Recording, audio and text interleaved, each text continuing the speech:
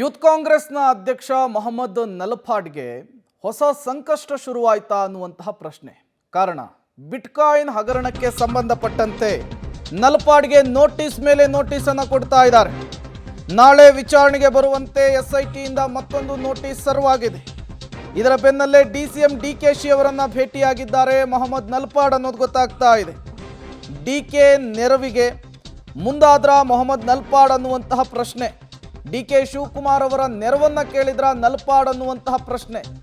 SIT notice ಬೆನ್ನಲ್ಲೇ ನಲಪಾಡ್ಗೆ ಈಗ tension ಶುರುವಾಗಿದೆ ಅನ್ನೋದು ಗೊತ್ತಾಗ್ತಾ ಇದೆ. ನೋಟಿಸ್ ಬಗ್ಗೆ ಗೊತ್ತಿಲ್ಲ, ತನಿಖೆ ಆಗಲಿ ಅಂತೇಳಿ ಡಿಸಿಎಂ ಡಿಕೆಶಿ ಹೇಳಿದ್ದಾರೆ. ಬಿಟ್ಕಾಯಿನ್ ಹಗರಣ, ಶ್ರೀಕಿ ಅಲಿಯಾಸ್ ಶ್ರೀಕೃಷ್ಣ ಪ್ರಮುಖ ಆರೋಪಿ. ಆತನ ಜೊತೆಗೆ ವ್ಯವಹಾರಿಕ ನಂಟನ್ನ ಮೊಹಮ್ಮದ್ ನಲಪಾಡ್ ಹೊಂದಿದ್ದಾರೆ ಅನ್ನುವಂತಹ ಕಾರಣಕ್ಕೆ ಅದಕ್ಕೆ ಸ್ಪಷ್ಟನೆ ಪಡೆಯುವುದಕ್ಕೆ ಎಸ್ಐಟಿ 2 ಬಾರಿ ನೋಟಿಸ್ ಅನ್ನು ಕೊಟ್ಟಿದೆ. ಇಲ್ಲಿಯವರೆಗೂ ಕೂಡ ಎಸ್ಐಟಿ ಮುಂದೆ ಮೊಹಮ್ಮದ್ ನಲಪಾಡ್ ಹಾಜರಾಗಿಲ್ಲ, ಉತ್ತರವನ್ನು ಕೊಟ್ಟಿಲ್ಲ.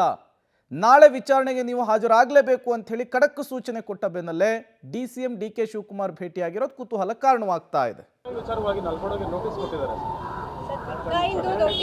ಗೊತ್ತಿಲ್ಲ, ಇನ್ವೆಸ್ಟಿಗೇಷನ್ ಏನಿದೆ ಇನ್ವೆಸ್ಟಿಗೇಷನ್ ಅವ್ರು ಮಾಡ್ತಾರೆ.